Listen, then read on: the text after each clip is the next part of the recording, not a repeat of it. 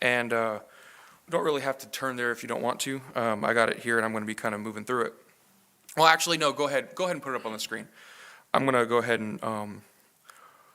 and read the first 11 verses.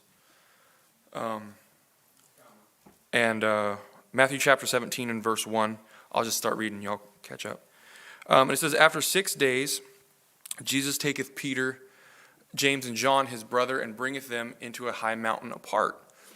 Verse 2. "And was transfigured before them, and his face did shine as the sun, and his raiment was white as the light.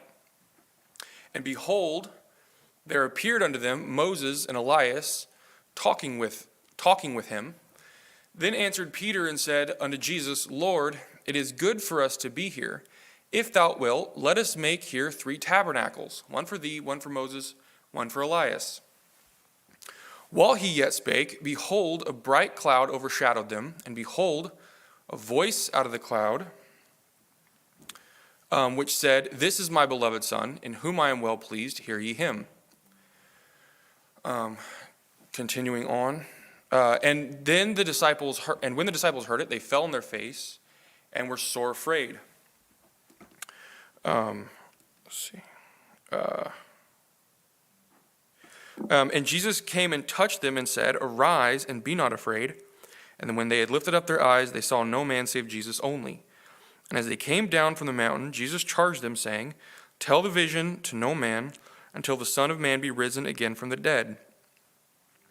And his disciples asked him, saying, Why then say the scribes that Elias must first come? And Jesus answered and said unto them, Elias truly shall first come and restore all things. So I wanted to, in this, and I'm going to be, hopefully if I have the time, I want to come back and pick up some of this later. And so just one thing to keep in the back of your minds. When I was studying this out, I noticed seems to be a fair number of parallels if we actually take these 11 verses and look and compare them to Revelation chapter 10, in which I'm going to hope to do that a little bit later on. But the one thing I want to catch for now is, if you notice, when Moses and Elijah appear, Peter's first instinct is a Trinity doctrine. He's trying to build 3 tabernacles and make 3 gods, right? And because humanity tends to do that. We tend to see the servants and the means through that God works through, and then try to deify the messenger instead of the message. And what ends up happening, and it's, the problem is, it's showing that anytime you're trying to deify a prophet and say, well, this individual person is not actually the message or the messenger, this is actually the God, and you're trying to worship a prophet, it's the same spirit as a Trinity, right? It's the same thing, and it ends up with a lot of the exact same pitfalls and train wrecks that you get. You end up with some sort of centralized control, and you end up with the Nicolaitan attitude towards and crushing any sort of individual relationship with God, because it's all funneled through some, well, we have the prophet, we are the central authority. And so then it comes down, it says, but as Peter's saying this, while he's still speaking, God corrects it right there. It says, no, not these people, but this is my beloved Son, hear ye him, right? The servants are fine, but you've got to keep your eyes on Christ. Because, after the cloud descends and they saw Jesus only, right? So, oh man, burning through my time quick. So I want to come down from there and look at this in the sermon, The Masterpiece. I'm gonna probably have to skip a lot of this. So Brother Branham, this is the first sermon in which Brother Branham tells the vision in which he sees the bride in preview, right? We're all familiar with the sermon. He sees the bride, and then all the different churches come by, and then the Church of America is in this horrible state. And then he sees the bride again, and she goes up, right? Well, So I want to read some excerpts from that. I don't think I have time to read the whole thing. So he says, so this is the first time he's ever telling anybody this vision. So he says, I fell into a trance, and when I did, there was somebody with me. I didn't see the person. It was just a voice. And I looked, and as I looked this way, he said, the bride will come in view for preview. And I looked coming to me, and I seen the prettiest bunch of clean-dressed women I ever seen in my life. But each one of them looked like was dressed different. They all had long hair, longer sleeves and skirts and so forth, young women. They looked kind of, I'd say, about maybe 20. Okay. And he says, skip over this. And he said, so then he goes into, how he was an American, and he saw the Church of America come by, and how she was, basically dressed with what he describes here almost like shredded newspaper, and that's it. Just vulgar and lewd and just a complete disgrace, and all the all these different churches from around the world coming around, and they're all just progressively worse, and which is interesting because he started this by saying how he'd been in New York, Los Angeles, but the filthiest bunch of women I ever seen in my life was in Jeffersonville, Indiana. That's what he said. He said, I'd never seen so much glom and filth in my life as I seen amongst them people. And so it was him looking at this in his own hometown, feeling so just broken about how sinful the people were in his own hometown, that's when the Lord gave him this vision. And so here he is seeing, he sees the Church of America come by, completely just immoral, and and so his heart's broken about this, right? And it says, and I started to bow my head, and he said, wait, the bride must come again. And I looked, and here they come again. And they passed by, sweet-looking little ladies. They was all looking right at me as they passed by. I noticed each one was dressed different, and one in the back had kind of long hair hanging down and had it rolled around like this, might have been German or something like that. And I watched them, and then they was starting to leave. 2 or 3 of them in the back started to get out of step. And I was just going to holler at them, and they was trying to get back in step again, and I seen them just... and the vision fade out and change for me. So we have this image of, if you could imagine in your minds, so the bride comes, then all these progressively deteriorating churches, and then the bride comes again. And he says, and in the beginning paragraphs of this, he's talking about how he'd never told anyone this, and he wasn't even sure exactly what the interpretation of this vision was. And so then he comes down here and it says, now here's the interpretation thereof. Now remember, I had just got through writing. I hadn't finished. I hadn't wrote these notes yet. But in preaching this morning, I caught what it was right in my sermon. Did you notice the church only came in view? That's truth, friends. The Heavenly Father who writes the word. Skip this. Did you notice the bride come in view twice? Right? So all the churches come in view once. The bride comes in view twice. The first seed and the second seed, both of them exactly the same one. And the reason they were dressed in different parts shall come from all nations. It'll make up the bride. Each one had long hair and no makeup and real pretty girls, and they were watching me. That represented the bride coming out of all the nations. See, each one represented a nation as they marched perfectly in line with the word. And then I have to watch her. She'll get out of step with that word if I don't watch. When she's passing by, if she gets by, maybe it'll be in my time, when I'm over, see, when I'm finished, or whatever it is. Watch. They was getting back, trying their best. They was getting back. They was getting in line because they was looking out somewhere else, watching about that church that just went out into chaos. The front ones never. The back ones, just 2 or 3 of them, was kind of stepped out a little bit to the right-hand side and looked like was trying to get back in line as they went by. They was just passing me, far as the wall passing me, and I was standing there, Notice the church only came in view once, each nation, the church, but the bride come in twice. That's what it was. Now, not knowing it this morning. Okay, so I want to kind of paint this little bit of a mental picture a little bit, because I think this vision within this is some really good balanced teaching. Because, so you imagine, he says, when the bride's passing by, she's looking at him the whole time she's passing by. Okay? So she's walking by, and she's, walking by like this, and y'all are the bride, or Brother Branham, and she's going like this, right? Okay. Well, when she gets past him, she has to move past the prophet. She has to go where she's going, because he's, just watching her as she goes by. If she goes back, once she goes past him, she can't keep looking, or she's going to walk in a circle, right? She has to go the prophet has to leave the scene, or she'll get hung up on that, right? She'll never move past him.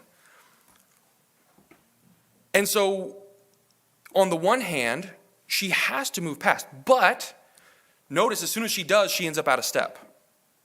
So now we have a problem, right? We have a problem in which and we see this in the message today, people don't want to move past the prophet. They've got their eyes on the prophet, right? And they end up walking in a circle. Or you have the people who are completely turned away from the prophet and end up chasing a denomination, right? But notice the thing that kept her in line, even when she didn't have her eyes on him, was his voice that continued on, right? He called after her, and his voice continued after him, and that kept her in line.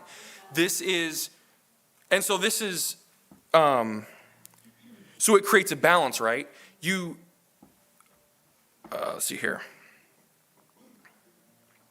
And so then, picking up where it was talking about the bride again, in the same quote, it says, all others never appeared no more. They went out never to come back again, but the bride came back because she is Alpha and Omega.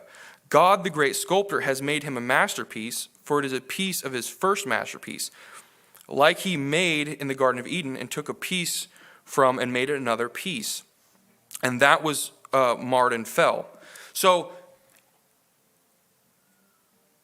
going back to where we said, with the Elijah ministry, the purpose of Brother Branham was to point back at the original church, right? It was Brother Branham's voice that kept when the bride came in view the second time, she watched him when she came in view the second time. Not so much the first time, right? And so what it's indicating is that there's a first church, and then Brother Branham's job is to keep us in line so that we could remain when the bride comes in view the second time, right? It's a restoration of what came in the beginning. And so in this thought of that his voice continues after him, this brought to my mind Revelation chapter 10. And so I'm gonna read that. We'll start at verse 1. And it says, "And I saw another mighty angel come down from heaven, clothed with a cloud, and a rainbow was upon his head, and his face was as it were the sun, and his feet as pillars of fire."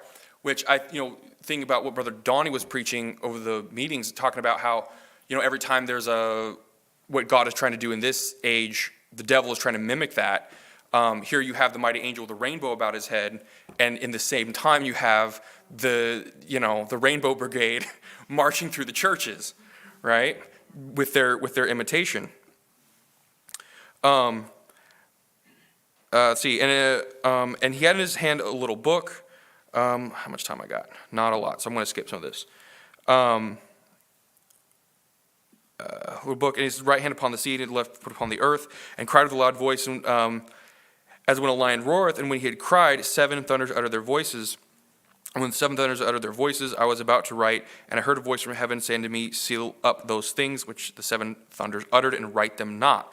And the angel which I saw stand upon the sea and upon the earth lifted up his hand to heaven, and swear that him by liveth forever and ever, who created the heaven and the things, that therein are, and the earth and things that therein are, and the sea and the things which are therein, and there should be time no longer. It says, "But in the days of the voice of the 7th angel." Okay? When he shall begin to sound, the mystery of God shall be finished, as he hath declared to his servants the prophets. And the voice which I heard from heaven spake unto me again, and said, Go and take the little book which is open in the hand of the angel which standeth upon the sea and upon the earth. And I went unto the angel and said unto him, Give me the little book. And he said unto me, Take it and eat it up, and it shall make thy belly bitter, and it shall be in thy mouth sweet as honey. And I took the little book out of the hand of the angel and ate it up, and it was in my mouth sweet as honey, and as soon as I had eaten it, my belly was bitter. And he said unto me, Thou must prophesy again before many people and nations and tongues and kings. Okay. So, I wanted to focus in on, starting in verse 10, or in verse 7, where it says, in the days of the voice of the seventh angel, right? Are we in the days of the seventh angel? In a sense, yeah. But the angel's gone, the angel's off the scene, but we are in the day of his voice, right? His voice has continued on. And he began to sound, and it is in that, under that voice, that all the mysteries of God are finished. Okay? And so it comes down here, and so John, which I don't really have time to really get into because I have 5 minutes left, is this type of the bride. And so the bride, after this, as the seventh angel is sounding, then has to go and prophesy herself, right? If we're John and we have to prophesy again, what does that really mean, right? Because are we all prophets, right? I mean, the Bible says we're prophets, priests, and kings, but we're not bringing a new word, right? We're not revealing some new mystery, But there's one of my, I think it's a beautiful quote. It's from God's Only Provided Place of Worship. And it said, But in the day when the Son of Man will be manifested, revealed, brought back, the church together with the entire deity of God amongst his people, showing the same visible signs, manifesting himself like he did at the beginning, when he was manifested on earth in a form of a prophet God, right? It's hyphenated there. It's a prophet God. Glory promised by Malachi 4. It says, Look, Enoch was a living word of God of his age. He was a prophet. A prophet is God's reflector. How many knows that? The reflector doesn't reflect itself. The reflector isn't the reflection. There has to be something strike the reflector to make it reflect. So a prophet is a chosen vessel of God that cannot reflect nothing at all, but he's in direct line with that reflection, God, to reflect the image of Christ the Word. See, nothing else can do it. Okay, so here we have this image, it's a mental picture. Here's a mirror, it's a prophet. There's the light, the Word. God is light, strikes the mirror of the prophet, and then that prophet directs that to the people. And so we can look at the mirror and see the light of God shining off of that reflector prophet and say, well, that's God, but it is. But the mirror is not God, the reflection is God, right? The prophet is not his message. He is a reflector of the message, and without the reflector, we wouldn't see the message. And so it's important to have him, right? Otherwise, we'd be way out of step. But we also recognize that God is the actual thing that we're seeing here, okay? And to really turn our worship towards the giver of the light. And then so he comes down and he says, to reflect the image of Christ the Word, see, nothing else can do it. And then, period, you are a reflector. That's the reason the prophet had to eat the book. That's the reason he had to eat the scroll. He had to reflect the word for that age. You got it? Well, okay, this is John prophesying again, right? We're not bringing some new word. We're just simply remanifesting the same word that was in the beginning, right? The bride becomes a reflector that reflects the first church. And so, everything that was there has to be again. This is, I don't know, maybe, I know kind of growing up in the message, a lot of times it's kind of like you read, hear about people talk about this, and it's like, okay, well, how does this help me put my pants on Monday and go to work, right? Like, because it's all these deep, dark mysteries, and my wife always asks me if she knows I'm doing Sunday school or preaching or whatever, she always asks me, well, what are you going to talk about? And I try to tell her something, and then I kind of told her my notes last night, and she's like, wow, that kind of went over my head. I said, yeah, okay, fair enough. Well, because, it's mysteries and it's types and it's, if you don't have a mind for it and you don't catch it, okay, great. Well, so I told her, all right, look, God is as complicated as you want him to be, right? This is one of the most beautiful things about God. He's as complicated as you want him to be. If you want mysteries, there's mysteries for days. You will spend your lifetime trying to get through it and never do it, okay? But he's as simple as you need him to be, okay? Everything that I just said can be condensed into like a couple sentences, which is, God cares about you a whole lot. And he cared so much about you that he engineered time and space to have someone on the earth who could explain all of this to you. And that person's a prophet. And that prophet brought a message that would point you back to God, who cares about you so much. And that God cares, that prophet's message was to tell you that when the storms of life come, there's a God who is deeply invested in your life and has power to help you. That when you're sick, there's healing. When there's trouble, there's comfort. When there's all of these things, God is deeply, it's not a fairy tale and it's not a Bible story. People think, the miracles were for the Bible days. Well, when did the Bible stop being relevant? We're still in the Bible days. There's all of these things. And so the way it helps you, what the whole summation is that there isn't this big chasm between you and God. There's a God who cares about you so much that he gave you everything that he is right there. And for whatever you might need. And all those stories in the Bible about the first church, when it says, writing a book of Acts again after what would come in the last days. I mean, there's an old saying that goes, well, it's actually, I think Stalin said this, a million deaths, or a single death is a tragedy and a million deaths is a statistic, because you can't really get your head around a million deaths, but you can get your head around one death, right? You can really empathize with one person, but you can't really with a million people, it's too big. I feel like we kind of have a similar kind of attitude when it's like Bible stories. It's like, there's all these stories in the Bible, and okay, well, Jairus had a daughter and she died and Jesus came and rose from the dead. Or, there was a crippled man who was by the wayside begging, and Peter and John went by and, said, silver and gold have I none, and then he could walk. And it's kind of clinical, and there's not a lot of, well, okay, but the man by the wayside begging had a family, and he couldn't go to work for maybe 30 years, and they starved. And so when when he got his healing, there was a real human story there. And a lot of the times we get so hung up in our individual problems, and it's like, I have this sickness, or I have this financial problem, or I have a marriage problem, or I have a whatever problem.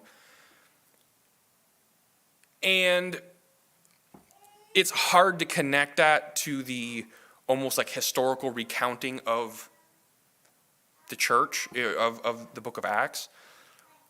But